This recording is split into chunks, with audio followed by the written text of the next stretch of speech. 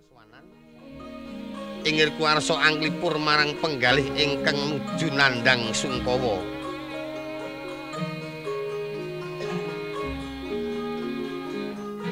Sawunya prisa para abdi ngadhep wonten ing Paswanan.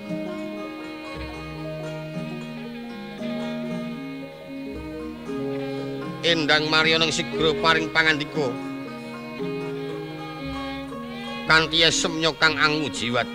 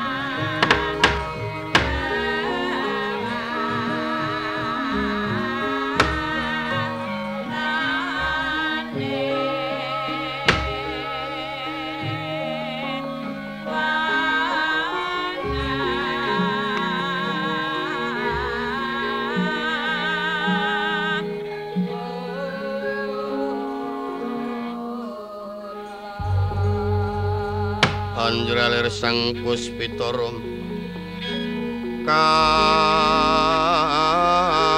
kasiliring samirana amrih kongas gandaning sekar gadung mangambar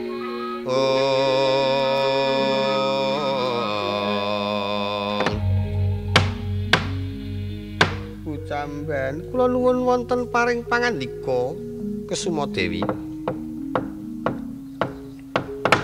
Marata enggal padha maju ana ngarepan aku ingkang perlu aku bakal pitakon wis pira lawase Kanjeng apa pepundhenmu Kakang Begawan ingkang kendran sangka ing pretapan nggoleki marang bendaramu Kang Mas Angka Amidusa. Oh nggih menawi panjenenganipun sangadya penemban anggenipun jengkar saking pertapan sampun wonten salebetipun Eka Candra kirang yen namung sedinten kalih dinten. Iya.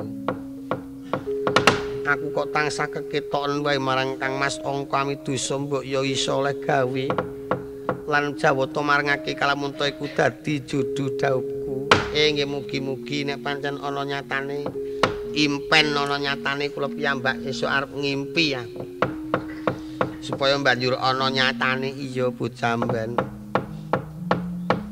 Ngimpi ketemu karo wong sing tak senengi yo ana nyatane. Lajeng salebetipun inggih Raka Kendran saking pertapan sampun wonten gaib menapa. Durung ana gegambaran nanging kaya-kaya aku rumangsa ngimpi ketiban daru. Lah menika mbok menawi ana bejane. Daru menika kanugrahan. Iya, tadi sapa sing ngimpi ketiban daru menika padha karo bakal nampa kanugrahan. Mengkono. Yung, nek ngimpi nemu emas kuwi apik apa elek?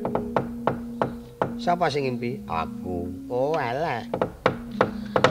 Awit emas kuwi maksude ngemasi kapelaya dadi sapa sing ngimpi nemu kok ngono kuwi wong sing wis arep ninggal donya. Mongko dinane apa? Malem Setu Legi. Setu kuwi 9 Legi 5 tadi ketemu dina 14 umurmu ming kareh 14 dina. Nek legi-legi kok ning ora setu kok. Apa? Senen. Malah suda Senen kuwi 4 legi 5 jumlahe ana 9 dadi umurmu mung karek 9 9 dina ngono. Nale Senen ya Senen. Ning kaya-kaya ki ora sida ngimpi. Ana ngimpi kok wurung. Nyawa siji kok diayeng-ayengke. Ya muga-muga ana dewa ingkang paring kawelasan. Iki kok ana manuk perenjak muni ganter-ganter apa Kakang Begawan Arkondur Bucamban. Nyimangkaken mbok menawi menika mangke wonten bejanipun. Kacarita Eca nggih samya ngudarasa kutapo kang manjing wonten salebeting pertapan renggos playune. Sang Tapa Begawan Edan Sudalamung ingin wis katon bentot-bentot saka katebian. Woe, Di, oleh gawe iki.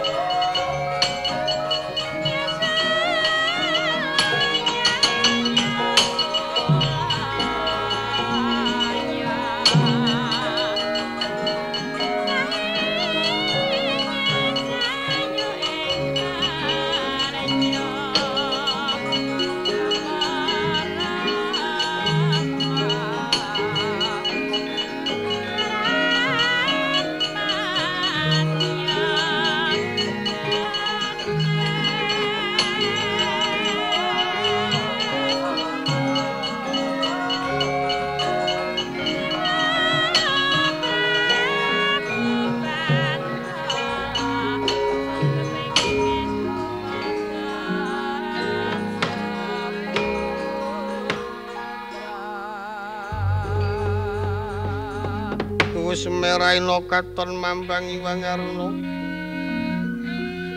katinektraning aku rapuh sabdaning aku kilorin kanigara saketer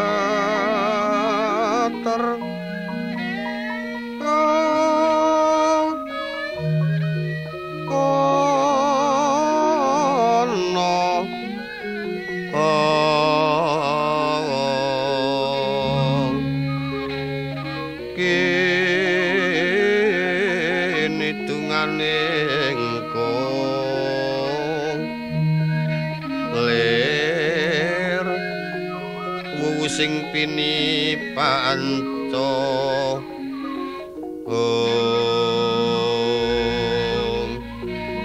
pepetoke ngayam warna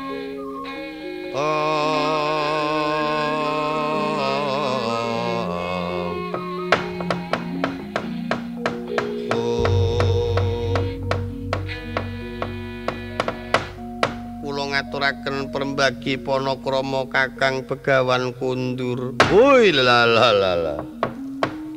Kok bejo temen uripku, teko adikku terus mbagekke karo aku mongko beda karo adate. Adate ora basa kok saiki pinter basa sing ngandani sapa Di? Mboten wonten Kakang Begawan. Yo nampa pamujimu kaya slamet laguku. Kula ngaturaken sugeng rawuhipun Sang Tapa. Ya Bucamban tak trima. Keparenga kula badhe nyuwun prisa tindakipun Kakang Begawan angsal damel menapa mboten. Ha kuwi eleke nang kono kuwi.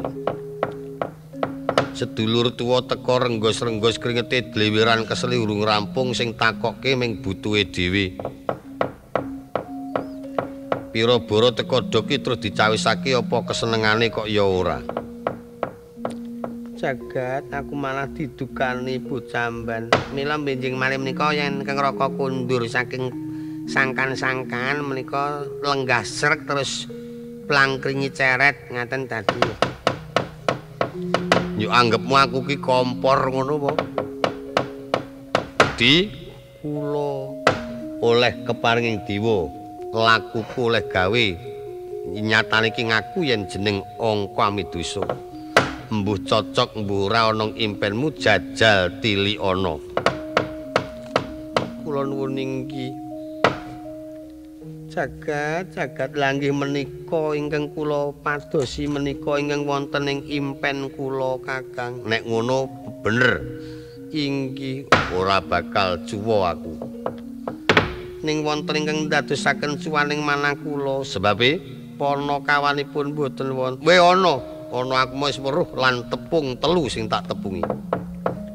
Sing jenenge Gareng Petruk karo Bagong aku wis tepung lah kejaba sing jenenge Sebar aku urung ngerti. Semar. Ah, ya kuwi Semar kuwi. Urung ketemu nek Gareng Petruk mau wis ana. Mbokipun aturi lenggah ingkang prayogi. Wis ben kok ndak mlayu. Lek nyekel angel ora jamak jare. Kang Gareng, apa? Lendlusup suda lamong mana nggih ngendi ya, Kang? Ya mbuh ya. Jajal takono kuwi ana dalem kok banjeng-banjeng takono mrono, Kang. Kok tak mlebu rono dinteni kene, heeh. Gek cepet ya. Kok nek disuguh gek garene ya. Wong kok meng golek suguhan wae.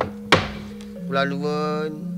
Oh monggo, olah iki apa iki sing jenenge Gareng iki? Nggih, kula pancen Gareng. Badhe nyuwun prisa, Mbak. Apa napa panjenengan prisa erongipun suda lamong? Ana wong kok ngerong pertapan Glagawangi. Prisa. Lah ya kene iki. Lho. Daleme nggih ngriki niki. Iya. Oh. Kula kinten nek ngriki niki tanggane jebul pancen ngriki niki daleme. Iya. Wong edan kok nata omah kok apik temen ya. Kang Raka pun kundur dereng. Lah kuwi apa mburimu kuwi? Wah, sampeyan iku cok ora. Wis apik ngono kuwi dadi nek aku ki apike ngerong. Nah, lah ndelok bentuke ra ya wangun nek ngerong lho. Napa sampeyan kok omah-omah apik ra jane ora wangun? Ya kene iki omahku kuwi adikku sing tok onekke edan kuwi. Rayine nih, lah iya. Lor bebeng kidul bebeng kajenge. Nala Gareng, ula tilik ana. Adine Kakang Sudalamong apik apa ora? Mboten niku kaya bentelan blarak. Aku gemang adimu kaya bentelan blarak. Wah, senes adine sing kok bentelan sing mburi dhewe nika kok. Nek adine nggih rada muthuk. Upama ndara mboten kersa ngaten kula nggih kersa. Bojoku kok duwe bojo nyengkuwek kok ngene. Bojo nika ngene iki nek aku sing di bojo tak pendem urip-uripan. Waduh.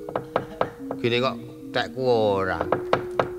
Sae kok ndara mengkono. Nggih. Aku culna Kakang. Mengko. Lek susu-susu.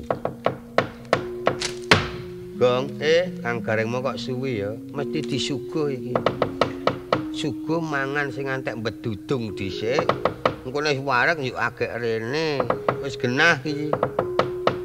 Tak susule ya, Kang. Kang Gareng mau engko nek kesuwen ya kana susulan. Oh. Kang Tekle iki ya ora genah, malah wis nang kono. Ketemu ketemu lah ya omong-omong karo sing ngenteni mongso gek aku do dintang-tang kene ning jaba. Kowe mau njuk nututi aku? Nggih, mlayu mboten sampean ya njuk mabur. Wong Kalawa kok iso mabur ya. Niki daleme, ayo iki omahe wong edan. Wah, ngenyek ngono iki. Apik Elinata omah. Wah, rayine sing pundi niki? Oke niki kancane. Sing arep dhewe kuwi Sing niki. Iya. Oh, ayake mbiyen siji biyung ayake. Ora ya kuwi tunggalku apa tunggal Rama tunggal ibu. Oh, aku ora nyrempet ya. Ya Reng, apa? Ora nyrempet kan malah tabrakan. Ini jan adi sampean cer, aku ki ya ming kuwi adine, ora ana liya. Sitok til. Ha iya, kok ya ming siji ya nek genep loro nek tak ijoli kuthuk. Ya anggapmu kuwi ki anak kucing ngono wae. Wah, pun marem pun mangpurun, Den. Iya, Petro. Nuwun, klamit Mbak Yu, nuwun. Bagong metu mburi. Kesasare. Lawang kita apik tak ngake bul jeblos pawon. Nang pawon aku terus incang-inceng ana sego tak entekake. Sarune ora marata aku duna Kakang Begawan. Ya ning talaga kadilangit. Mambang tepas wulan pamaneka. Ing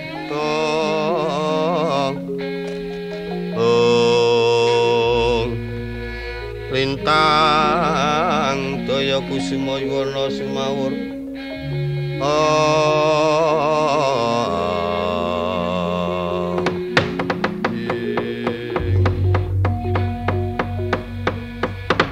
wis kersa dadi sisihane adikku.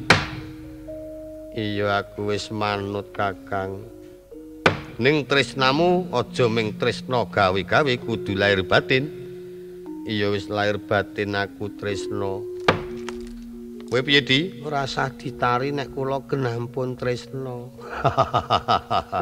Sing ati-ati ngladeni wong bagus tur piyayi surwasemu sing sarwa resik. Inggih kowe ngrumangsana nek dadi adine wong edan. Inggih. Nek arep nggaweke daran bojomu kudu le mususi ping 7 men resik. Inggih. Janganane le ngumbahi ya ping 7. Inggih. Nek upama kowe ngladeni udut ya mbakune kudu kumbah ping 7. Heeh, kune teles nggo ngeceri kowe kuwi. Men ra kena dimpake. Kene Gong. Kono wis kene wae. Medang-medang raku Gong. Wis ora wis kono wis. Aku wis marek ning pawon mau. Wong eleke kok ngono ora. Kang Mas, apa diajeng? Gandeng panjenengan nembe pinangki wonten wana mbok menawi kagungan penggalih ingkang ragi. Kirang prayogi malah langkung rumiyin kula aturi lenggah wonten pengkeran menapa badhe Diwasraya. Mangke kula ladosi ingkang dados kersanipun menapa badhe dar kula sampun sumawis. Aku mung kepengin bakal Diwasraya ora ana liya kejaba mung kepengin arep takon apa sababe kok dadi kowe nyumpena ketempun Kakang. Prayogi lenggah wonten pengkeran mangke kula nyaosi atur.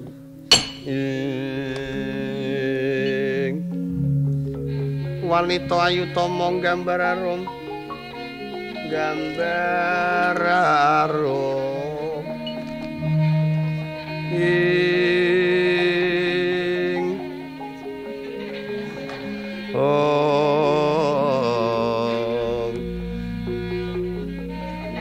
Yatal mawur madu bronto.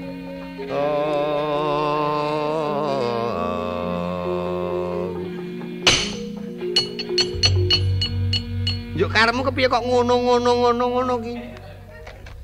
Areng iki langsung rono rawani yuk ming tung tak. Pondo ki nek ora kalap. Wong kok timak-timi ya aku dari seneng karo wujudmu ngono apa? Ayu. Kok ngene kok dibojo kaya manuk guwek kok ngono. Oh, ganteng kaya ganteng bojoku. Irungmu ki lho kaya pentil pelem. Petengmu mlenti, sikile kaya entong, iki apa? Tangane sing mburi iki lho kaya angkul-angkul. Ganteng tak donggo. Ya. Nyebut melihat. Kowe iki bangeten kok reng lamu ketimak-ketimik.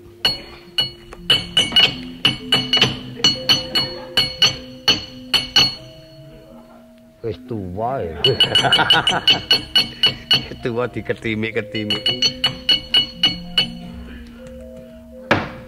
Arep apa? Yak-yaang. Waduh, wong kok lene nyuwara kasare kok ngono. Ora diwatak meyayi ana wong kok ngonekke wong lanang yak-yaang. Kok nyamplak. Waduh. Kakang Adira Bagong iki. Kowe seneng karo aku? Nek pancen manut pun Kakang Garwa. Marata manut pun Kakang Pondong Diajeng. Yajeng Dewi Apemwati. Aku gelem dadi bojomu ning kowe iso ngambung bun-bun aku ora. Wah, gawat. Ora kena ancik-ancik. Waduh, agena ora iso. Wong diranggewe angele kok ngene. Ah, ya ora ndi bojo ya wis. Sayembarane angel kok, Truk. Aku cetha nek nginceng aku. Mongko nek aku genah pas. Irung pas mbun-bunan. Mongko ra entuk ancik-ancik. Ora kena.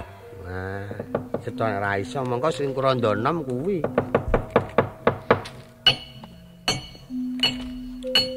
Nek upama ora nganggo sayembara kok ngono, wis pokoke sapa sing iso ngambung bun-bun aku, pek bojo aku. Liyane Petruk. Nek Petruk aku kembang genah wong dhuwur. Kowe apa? Ndek bojo aku ora kapirang.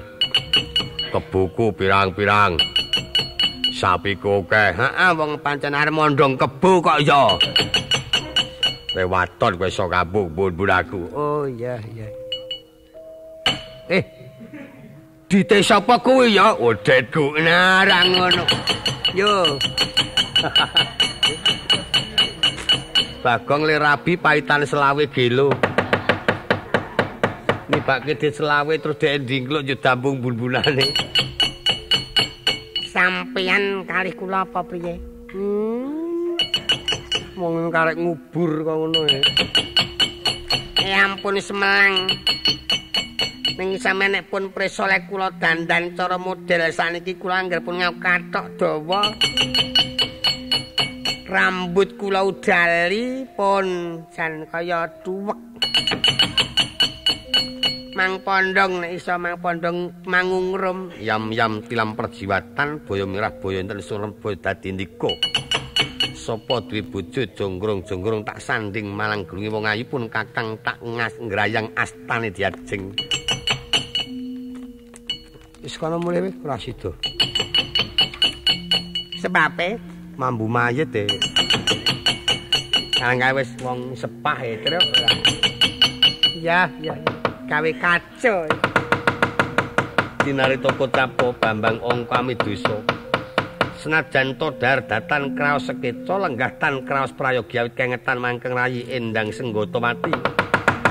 Ingkang lumawat wonten praja Ndrawati temah tedhak sangka palenggan ngadhep kang raka gawane daswamu.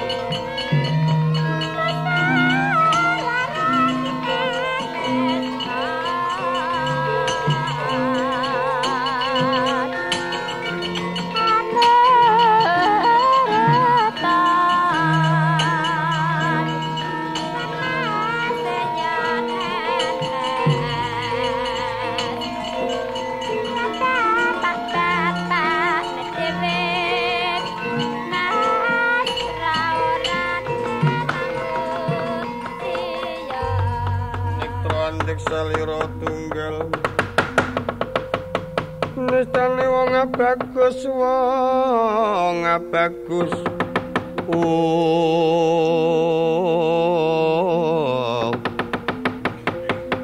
Semya katon kang anggendre manis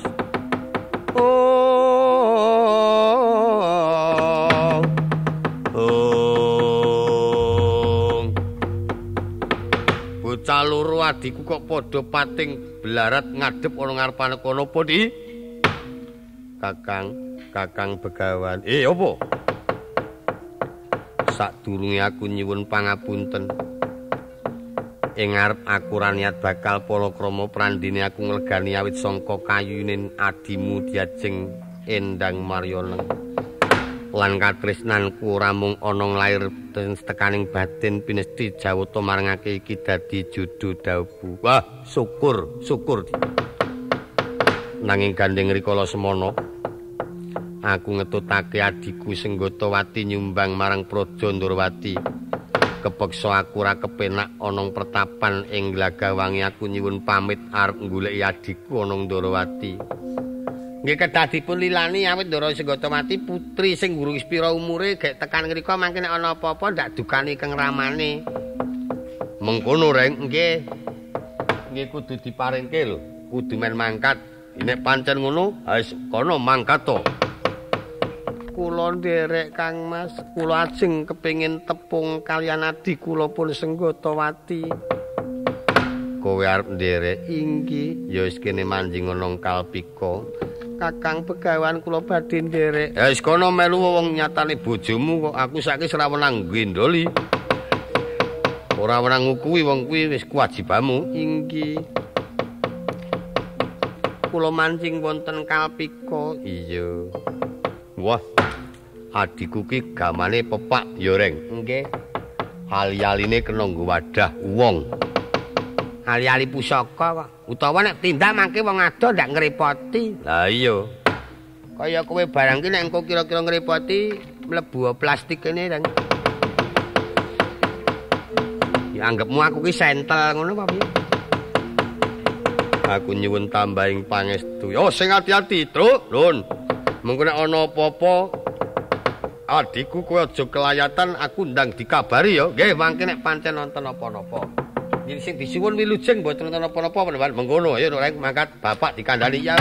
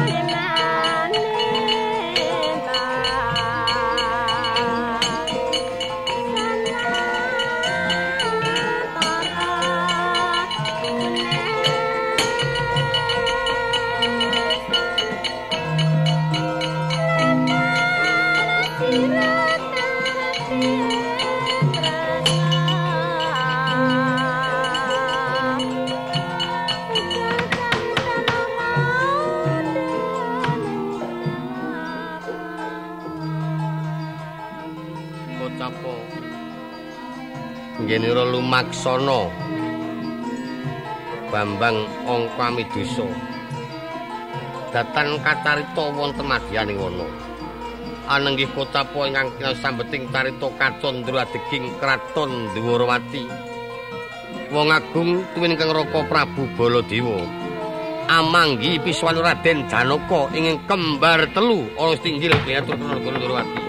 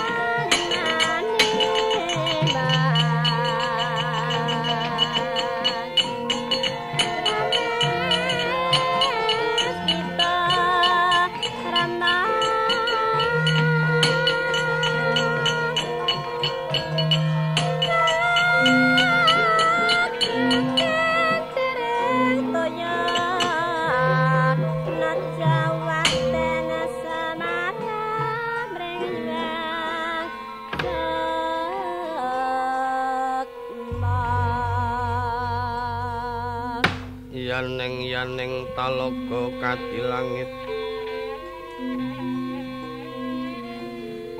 mambang tepas lan pamaneka ing surem kumedhaping akasa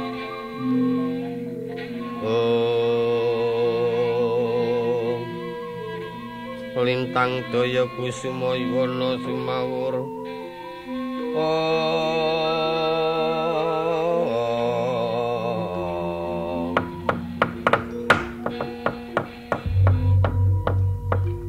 Koko Prabu kepiye Yayi kedrawasan menika kadang kula Dimas Arjuna sampun sowan mboten namung kalih malah wonten 3 Jagadiwa Bathara Agiyana Janaka kembar loro wae judheg pikirku malah ana 3 inggih kowe jajal didangu sing siji saka ndi Dimas ingkang sangka ing rancang kencana kula Koko Prabu padha basuki pangestunipun Koko Prabu kados mboten kirang setunggal menapa ingkang sangka Ngastina ingkang endi kula Koko Prabu njuriki sapa ingkang siji kula kengrayipun Janaka ingkang saking Kendali Sada Lah kok dadi lenggah Kendali Sada kula nembe mbangunaken teki ingkang minangka dados seksinipun Kakang Begawan Anoman nanging kula badhe sowan Koko Prabu mangertos bilih wonten ing mriki sampun wonten Janaka Iya bener Senggono iya leres pancen kepara estu menawi Kang Rayi Raden Janaka lenggah wonten ing Kendali Sada nyumanggaken anggen paduka menggaliaken Koko Prabu kepiye Yayi senajan ta wonten Janaka 3 ya tetep kados dening sampun kula aturaken Dimas gandeng wektu iki Sembadra mung ana siji mongko ingkang bakal ngadhepake jeneng sira wujude Dimas Arjuna 3 sipate pun Kakang sumedya gawe pasang giri sapa ingkang bisa mlebu Kendi Kencana metu sangka Kendi Kencana ya kuwi sing Janaka temenan kula kantun nderek kersa dalem Koko Prabu kula kantun nderek kersa dalem Koko Prabu samba kula marta pundhutna Kendi Kencana karben kanggo nodi marang pamanira Dimas Arjuna ngestaken dawuh Rama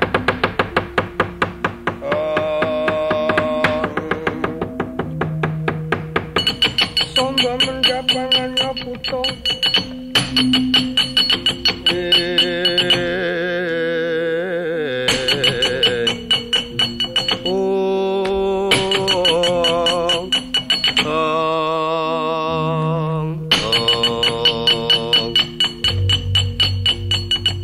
sangka ing ngarsa ora ana alane Dimas Arjuna ingkang sangka Kendali Sada tak parengake manjing Kendi Kencana yen pancen bisa metu nyata Dimas Arjuna temenan nyuwun pangestu Kula Prabu iya Yayi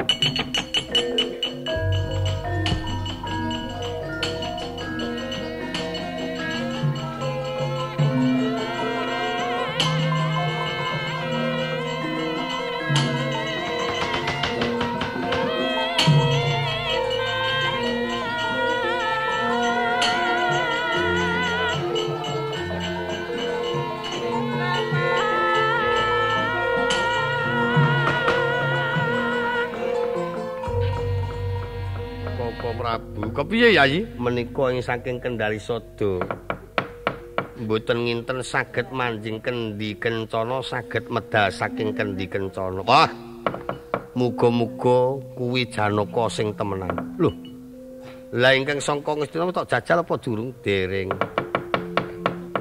saiki Dimas Janaka ingkang jumeneng ana rancang Kencana tak parengake manjing Kendi iki Dimas ngestaken dawuh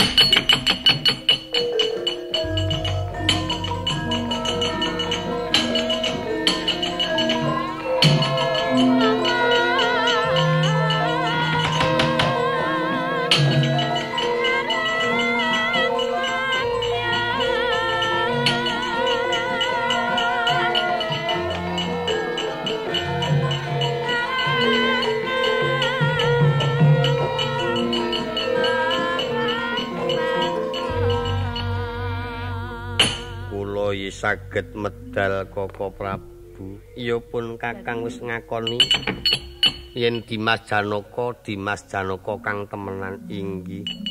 Saiki pun Kakang Todi kang pungkasan Dimas Janaka ing Sangka Ngastina inggih sendika Koko Prabu.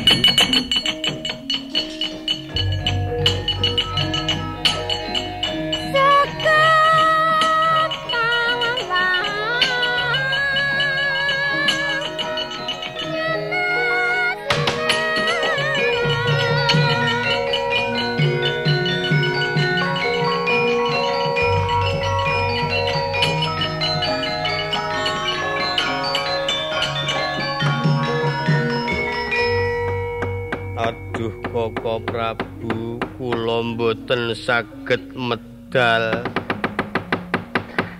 Kula nyuwun tulung Koko Prabu. Nuwun pangapunten Koko Prabu. Kepiye Yai? Kagunganipun Janaka saged mlebet mboten saged medal. Wah, iso metu ya luweh ra ya luweh lah judeg. Wis ora mikirke bab Janaka wis mangsa bodho.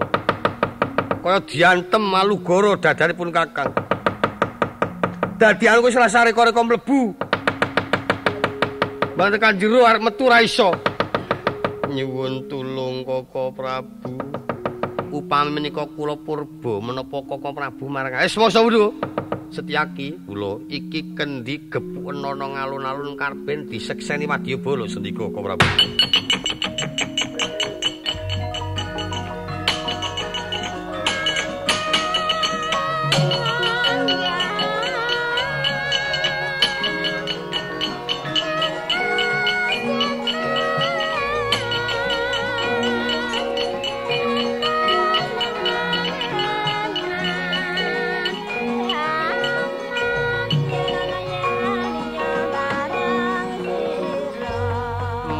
Marang Sang Arjuna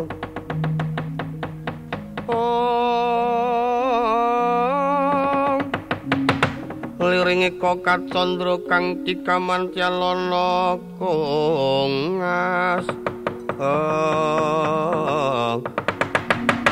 sing mawas risang leng-leng bronto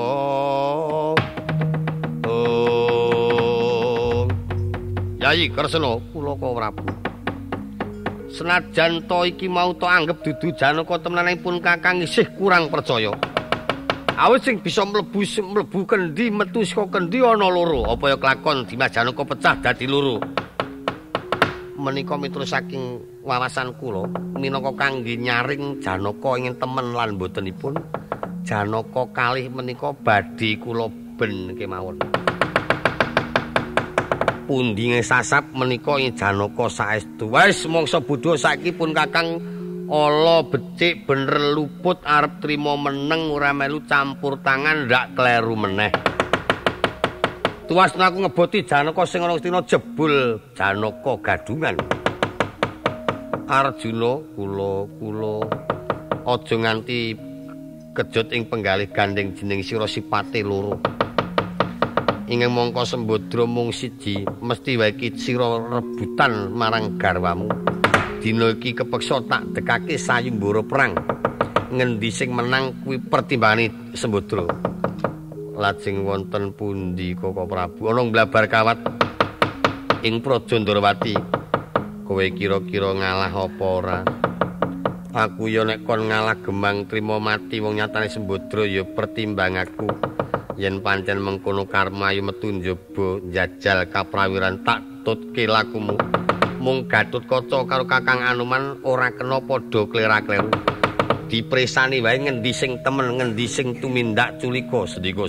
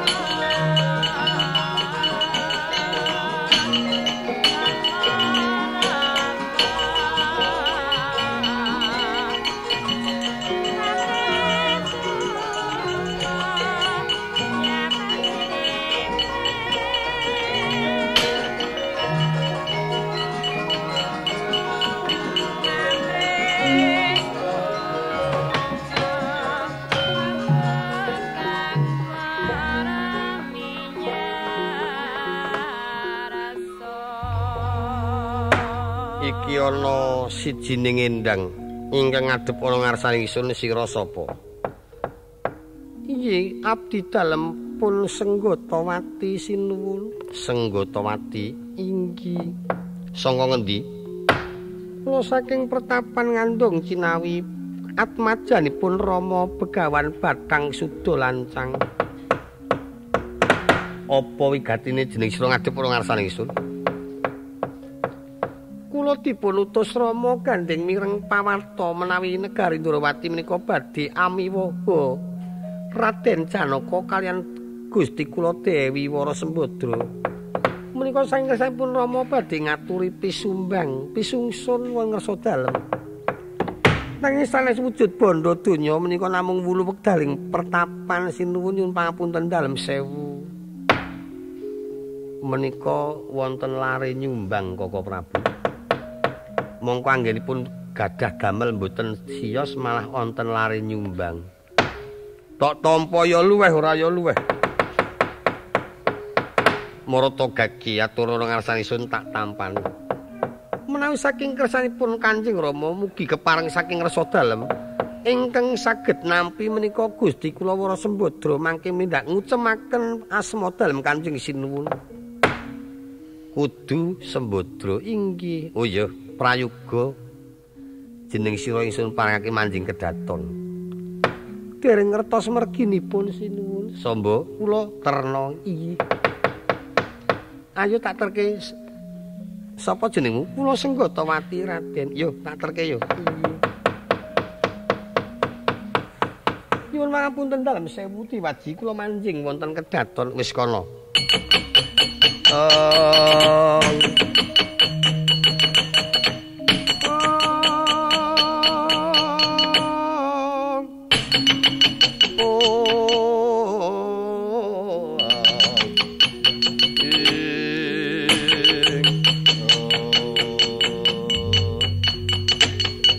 Koko Prabu kepiye ya iki? Suwawi aniti priksa kawontenaning Praja Ndrawati. Kados pundi kawontenanipun Setyaki lan kados menapa kawontenanipun Dimas Arjuna ingkang wujudipun kembar Pancakara. Tak tuke Yai, pun Kakang kepengin melu mbuktekke.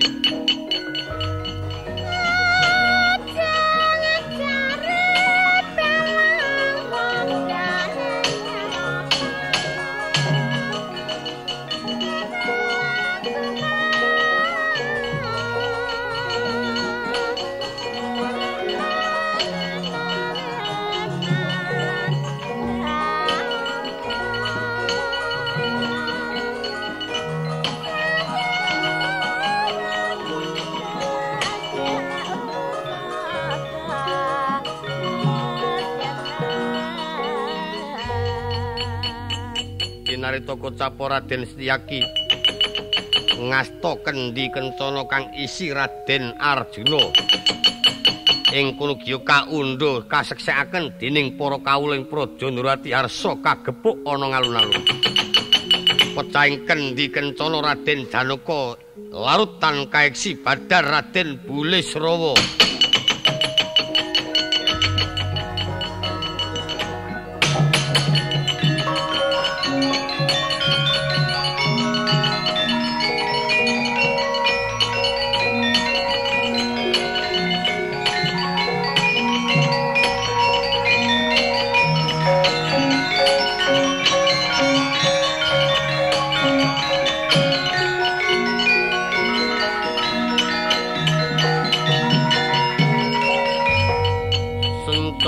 Tinun ngumbul kadanira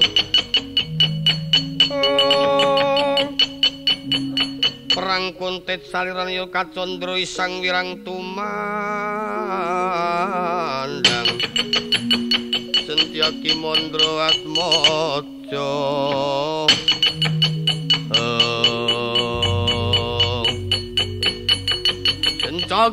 Setyaki Kakang Bulisrawa kowe wani mindhawarni Kang Mas Arjuna. Tak jaluk mbok Mbadra Setyaki ya wis ora prawane randane ya wis gelem. Mbek meyong tergeluk senguk wok-wok ketekur. kowe mirangake Setyaki kowe kelakon mondong Kakang mbok leso nyegar dadane Setyaki. Oh, kelakon mati dening aku.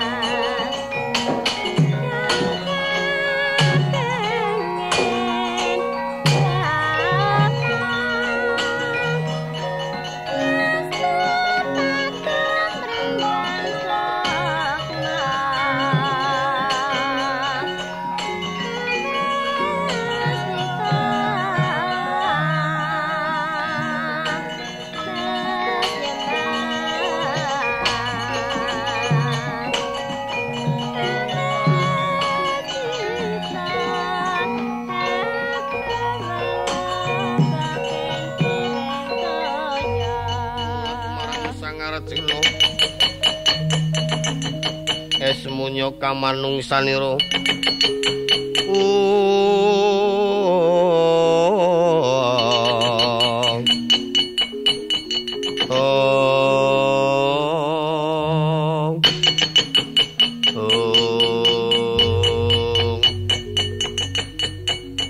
kowe Janaka sangka kendali sada nek kena tak eman aja wani karo aku. Sembodra kuwi pertimbang aku tinimbang kowe mondong Sembodra aku nyipati gedung aku mati dhisik mengko Sembodra pondongen nantang perkara rampung nyawamu mrene tak tandingi Janaka.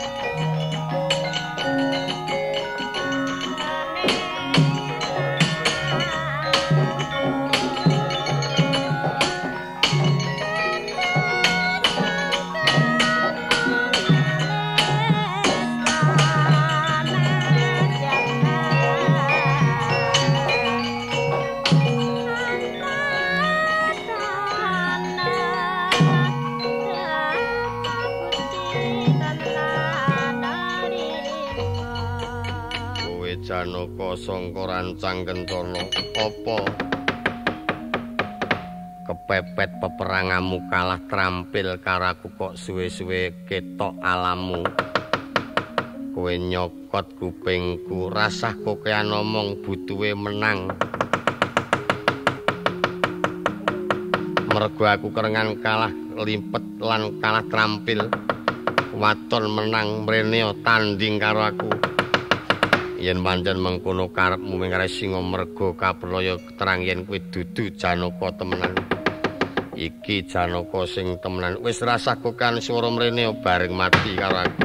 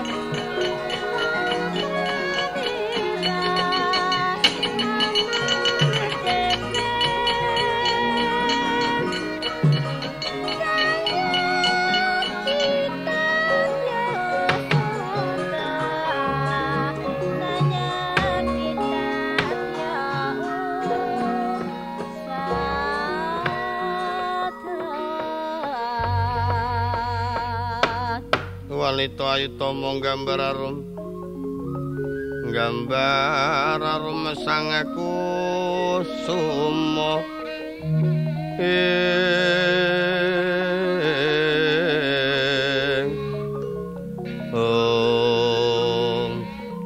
ya tal mawur madu bronto gembrang-gembrang yen ngandika